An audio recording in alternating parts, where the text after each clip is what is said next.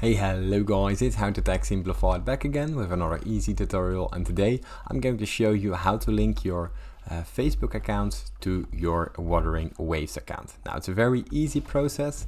I'm going to get straight into it. Now the first thing, of course, open up your Wuthering Waves application and sign in. Now from there we simply press escape. This will open up our terminal, and from there we head down to the bottom right of our screen where the cogwheel settings appear, and here we scroll all the way down until you find the card settings, the account settings, and here we have the user center. Now simply press go, and inside your user center you already see your Facebook. Simply press link. Now this will open up a browser, and from there you can simply drag it onto your screen and simply press log into Facebook.